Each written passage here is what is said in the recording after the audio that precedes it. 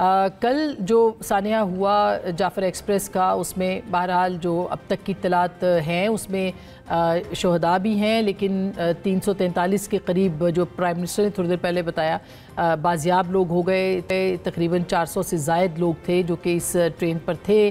Zarar company जो कि है पाक फ़ौज की और बहुत क्विक रिस्पांस फोर्स है ये फ़ौज के अंदर, उनको प्राइम मिनिस्टर ने सराहा भी और थोड़ी देर पहले एक मीटिंग भी की जो कि बराह रास्त दिखाई भी गई। सब जमातों के लोग जो थे वो इस मीटिंग के अंदर मौजूद थे, आर्मी चीफ भी मौजूद थे और दीगर तमाम लोग जो थे वो भी इसके अंदर मौजूद थे।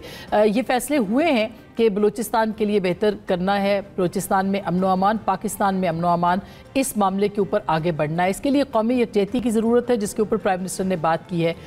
ऑल पार्टीज़ कॉन्फ्रेंस होगी या नहीं होगी, अमन व अमान की सूरत हाल को कैसे बनाया जाएगा, बताया जा रहा है कि इसके ऊपर भी शायद आने वाले दिनों में कुछ अहम फैसले जो हैं वो मुतवक्के हैं। अब देखना ये है कि कौमी यकजहती जो वाकई इस वक्त सबसे बड़ा ख्वाब है उसको कैसे पूरा किया जाता है।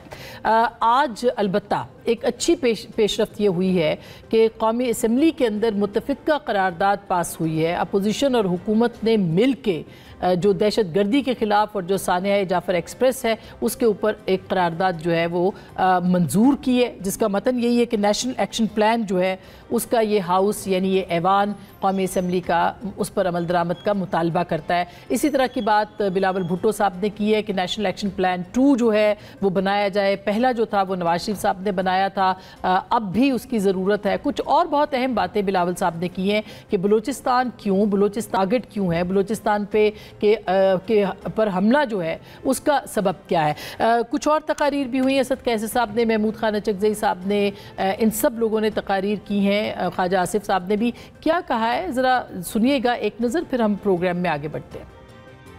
पीटीआई के सोशल मीडिया ने जिस तरह इसको इंटरप्रेट किया है वो सारी कौम ने वो पढ़ा है। फौज की कामयाबी के बजाय कहा गया कि ये दहशतगर्दों ने ये सारे बंदों को खुद छोड़ दिया। सोशल मीडिया पर जो रिकग्नाइज्ड अकाउंट्स हैं, जो ओवरसीज लोग बैठे हुए हैं इनके, उन्होंने ये बात कही कि ऑफिशियल अकाउंट से ये ट्वीट हुआ है। बलूचिस्तान में दहशतगर्दों ने तमाम मगवी औरतों को 12 घंटे पहले ही छोड़ दिया था। ये देखें ये किसके बिहाफ पे बात कर रहे हैं। पंजाब में 70 साल डॉक्टर यास्मीन राशिद 22 माह से जेल में कैद है। ये एक ही ट्वीट के अंदर ये 2 मसले उठाए हुए हैं। इससे इनकी कमिटमेंट और सिंसेरिटी जो है वो अयां होती है। सो कॉल्ड बलोच दहशतगर्द आजादी, अपने हकूक चाहते हैं, पाकिस्तान की अवाम की तरक्की का रास्ता रोकना चाहते हैं, पाकिस्तान के आम शहरी को कत्ल करके चीन को क्यों ललकारते हैं। नवाज शरीफ था जब हमने पहली बार नेशनल एक्शन प्लान बनाया। कोई वजह नहीं है कि वजीर आजम शहबाज शरीफ नेशनल एक्शन प्लान 2 नहीं बना सकता है। हम माजी से ज्यादा खतरनाक दौर से गुजर रहे हैं कि जो कुव्वतें पाकिस्तान को डिस्टेबलाइज करना चाहते हैं और इस रीजन को स्टेबलाइज करना चाहते हैं वो यूनाइटेड है, वो अपने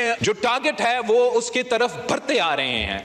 ये जो नुकसान, ये जो आग बलूचिस्तान में आज जल रहा है वो पहले पाकिस्तान के चारों सूबों में, फिर इस रीजन में, फिर पूरा दुनिया में फैलेगा। मुल्क में न कोई आईन रहा, न कोई कानून रहा, न किसी इदारों के कोई रिस्पेक्ट है। हमारे लिए सबसे पहले पाकिस्तान है। हम अपने इदारों को मजबूत देखना चाहते हैं। हम समझते हैं कि पार्लियामेंट सबसे मजबूत इदारा होना चाहिए और वो पार्लियामेंट जो कि हकीकी अवाम का नुमाइंदा पार्लियामेंट हो और सारे फैसलों का इख्तियार उसके पास हो।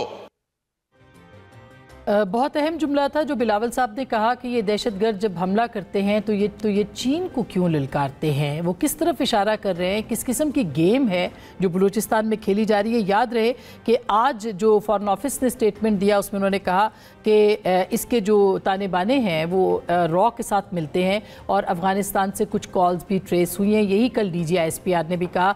तो अब देखना ये है कि इस सारे मामले को किस तरह से समेटा जाएगा और ये जो बलूचिस्तान के अंदर अमन है ये एक बहुत बड़ा चैलेंज है इस रीजन के लिए भी, पाकिस्तान के लिए भी, जिसका इशारा बिलावल साहब ने किया है। इसके ऊपर भी हम बात करेंगे आज के इस प्रोग्राम में और उसके साथ साथ इस सारे मामले के ऊपर भी गुफ्तगू होगी कि क्या कोई कौमी एक्शन प्लान जो है वो तरतीब पा रहा है, क्या कौमी यकजहती होगी या नहीं होगी, सियासी जमातें कैसे इकट्ठे होंगी, कुछ तहरीक इंसाफ के अंदर के मामला, उसके ऊपर बात करेंगे।